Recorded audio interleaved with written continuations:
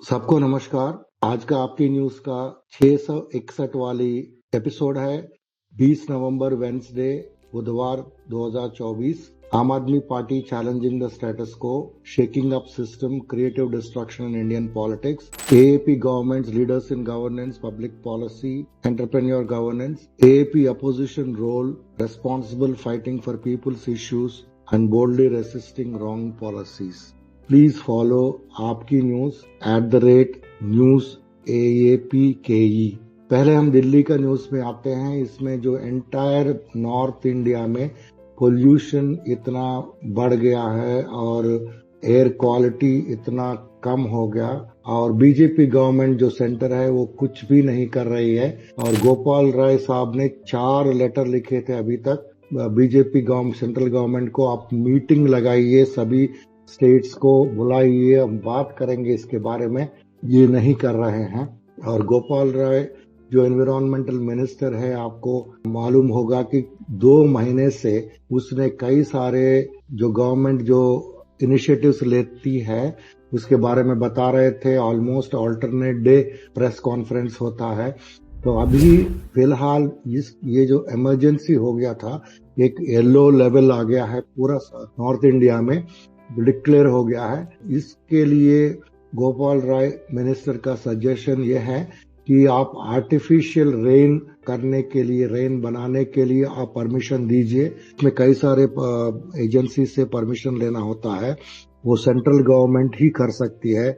Defence से और airlines से, कई सारे एजेंसी से परमिशन लेना पड़ता है, लेकिन वो इसके बारे में कुछ भी नहीं कर रहे हैं। अभी राजस्थान, उत्तर प्रदेश, हरियाणा, ये सभी गवर्नमेंट जो है आंखी मूंद के ये समस्या को टाल रहे हैं। IIT कानपुर ने एडवाइस किया था कि आप आर्टिफिशियल रेन करो, और उसके लिए प्रिपरेशंस जो है दिल्ली गवर्नमेंट अगस्त में ही शुरू कर दिए थे।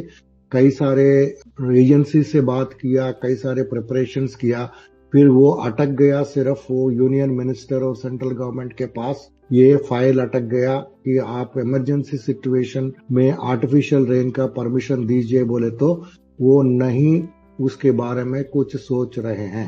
दूसरा न्यूज ये है कि दिल्ली का जो मेट्रो है 1.5 टाइम्स बढ़ गया है पिछले 10 साल से उसका नेटवर्क, और ये वॉर फुटिंग में हुआ है। नेटवर्क को बढ़ाने के लिए काम जो है, आम आदमी पार्टी का गवर्नमेंट आने के बाद 200 किलोमीटर का नया मेट्रो रेल बना था, 145 नया स्टेशंस बनाए हैं। अभी फेज 4 में 86 किलोमीटर्स का भी कंप्लीट हो चुका है। कुछ पार्ट्स बच गए हैं, हर जगह फैल गया है। और 60 लाख पैसेंजर जो है अपना जहां जहां जाना चाहते हैं वहां डेली जाते हैं और टाइम पे पहुंचते हैं और बड़े आराम से पहुंचते हैं। ये एडवांटेज है। ये बहुत ही मॉडर्न ट्रांसपोर्ट सिस्टम दिल्ली में एक्सपैंड हुआ है आम आदमी पार्टी का गवर्नमेंट का तहत। ये आतिश जी ने कल बताए थी, उन्होंने एक इनॉग्रेशन भी किया था एक लाइन में। उस लाइन में वो बताते हुए ये बोली कि ये 10 साल से ये कनेक्शंस इतने बढ़ा दिया गया है 4th फेज में। अभी उन्होंने कंग्रेचुलेट किया सब लोगों को, और इतने अच्छा मेट्रो का जो कर्मचारी हैं उन लोगों को भी उन्होंने बधाई दिया है। 2015 में दिल्ली में DTC जो है उसके पास 5400 बसेस थे। अभी वो नियरली डबल हो गया है। अभी एक लार्जेस्ट इलेक्ट्रिक बस फीड बन गया है और फ्री फॉर वुमेन्स और सब्सिडाइज फॉर मेन कर दिया गया है। और दिल्ली गवर्नमेंट जो है 50% फंड करती है दिल्ली मेट्रो का। बैक टू मेट्रो, इसका जो दिल्ली मेट्रो प्रोजेक्ट का 50% कॉस्ट जो है दिल्ली गवर्नमेंट पिछले 8 साल से स्पेंड कर रही है, 50%। और दिल्ली में प्रदूषण के बारे में थोड़ा बताऊं कि वहां जितना कोल प्लांट हैं वो सभी चीज बंद कर दिए गए हैं, और 11 power plants for running around Delhi, emitting huge amounts of pollutants. और स्मॉग एमिटिंग इंडस्ट्रीज जो है अलाउ नहीं किया गया है। ओनली PNG CNG में रन होने वाले इंडस्ट्रीज को रन किया गया है। और ये नेबरिंग स्टेट्स में EV सब्सिडी, इलेक्ट्रिक व्हीकल वाला सब्सिडी नहीं है जैसा दिल्ली में है। तो इसलिए कोई रिस्ट्रिक्शन नहीं है। व्हीकल्स जो है हरियाणा, यूपी का, राजस्थान का पोल्यूशन करते हुए आते हैं दिल्ली के अंदर। और दिल्ली में इलेक्ट्रिक बस फ्लीट जो है इंडिया में लार्जेस्ट फ्लीट है। और फॉरेस्ट कवर जो है दिल्ली के अंदर 3% था 2015 में। उत्तर प्रदेश और हरियाणा में कोई प्रोग्रेस नहीं हुआ है फॉरेस्ट कवर को बढ़ाने के लिए।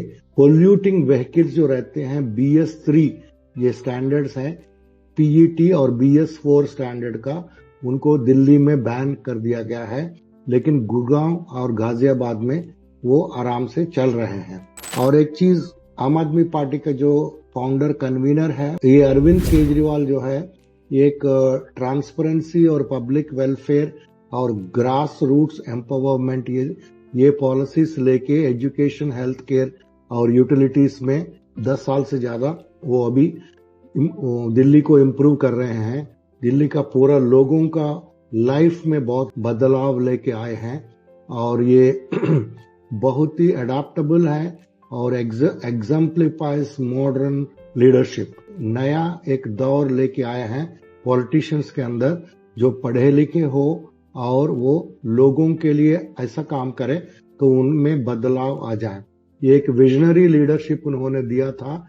एक गवर्नमेंट को कैसा चलाना है, ट्रांसपेरेंट कैसा चलाना है, अकाउंटेबल कैसा चलाना है और वेलफेयर के लिए कैसा कैसा करना है और इनोवेटिव पॉलिसी, बहुत नया नया पॉलिसीज लेके आना और इलेक्ट्रिसिटी को अफोर्डेबल करना, पानी को, और ऐसे चीज पूरा लेके आके उन पिछले 10 साल से ज्यादा वो दिल्ली का जो लोग रहते हैं उनका क्वालिटी ऑफ लाइफ जो है उन्होंने बढ़ा दिया है। दूसरा उनका एक क्वालिटी है कि ग्रास रूट्स कनेक्शन उसका है। उनका एक स्ट्रॉन्ग कनेक्शन है मासेस के द्वारा, क्योंकि 10 साल चीफ मिनिस्टर और पॉलिटिक्स करने के पहले जो है 10 साल उन्होंने अंडर प्रिविलेज जो मतलब गरीब लोग रहते हैं, झुग्गी झोपड़ियों में रहते हैं, उनका काम उन्होंने किया था। तो उनको वहां का पूरा चीज मालूम है, उनका सफरिंग क्या है वगैरह। तो उन्होंने मोहल्ला सभा किए थे, वो डिसीजन मेकिंग उनको वही लेवल में देने के लिए कैसा काम करना वो सभी उन्होंने सीख लिया है और सिखा दिया है। तो ये ग्रास रूट कनेक्शन वाली बात है। और तीसरी बात यह है कि एडमिनिस्ट्रेटिव एफिशिएंसी, उन्होंने अभी गवर्नेंस के ऊपर पॉलिटिक्स में उन्होंने ऐसा रिजल्ट्स लेके आया, तो जो एडमिनिस्ट्रेशन करते हैं उनका पूरा एफिशिएंट होना चाहिए।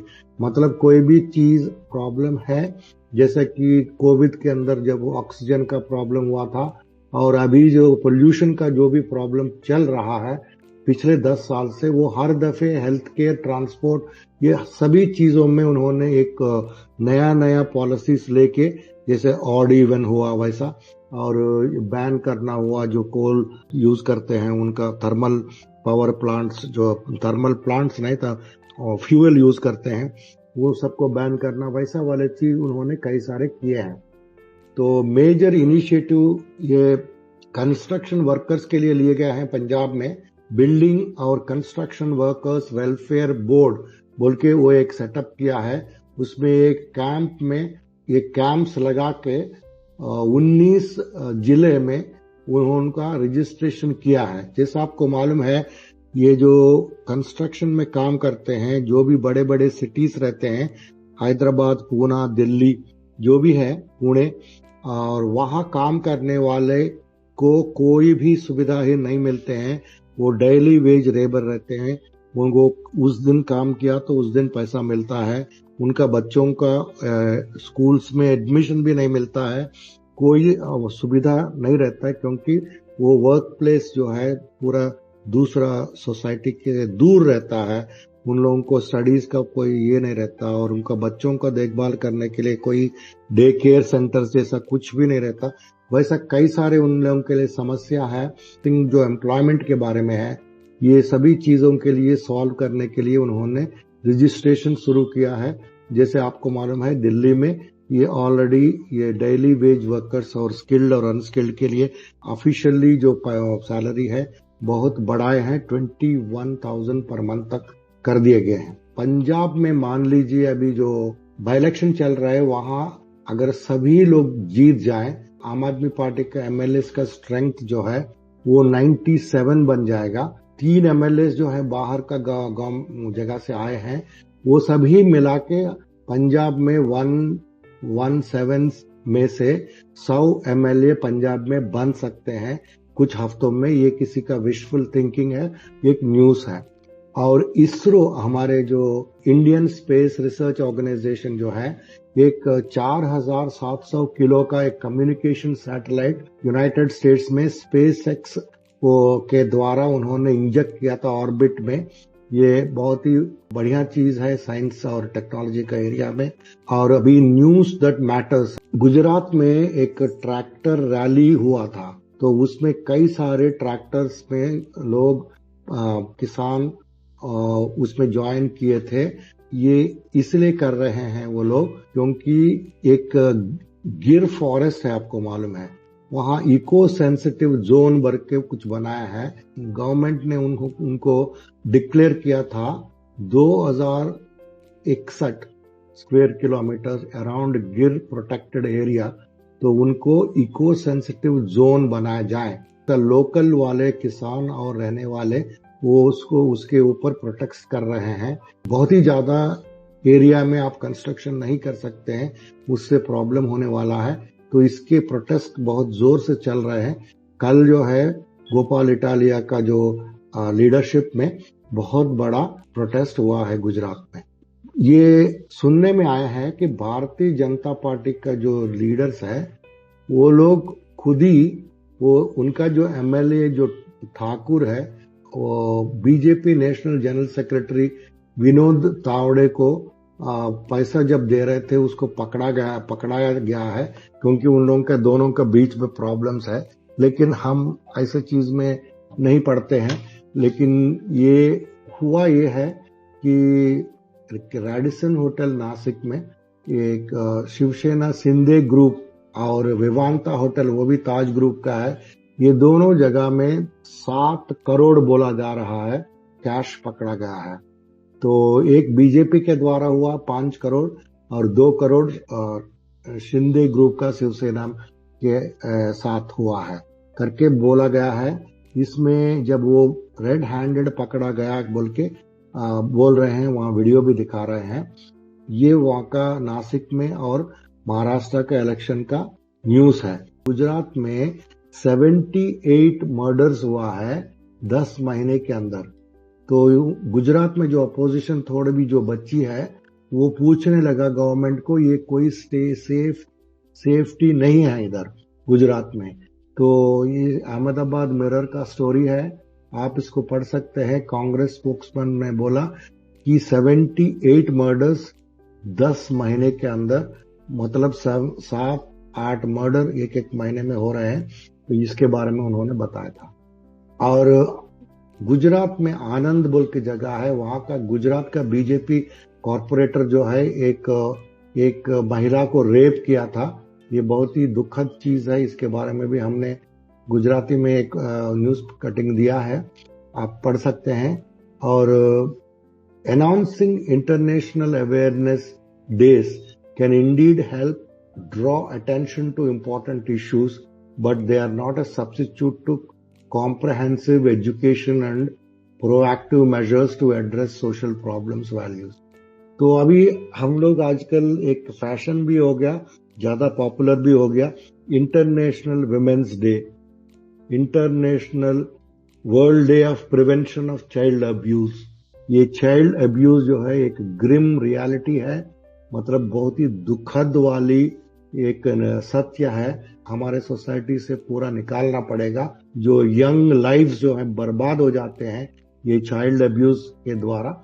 और मध्य प्रदेश का रोड जो है अमेरिका का रोड से बेहतर है। आपको नहीं मालूम होगा, आप पूछ सकते हैं, कोई अमेरिका में आपका दोस्त और रिलेशन होगा।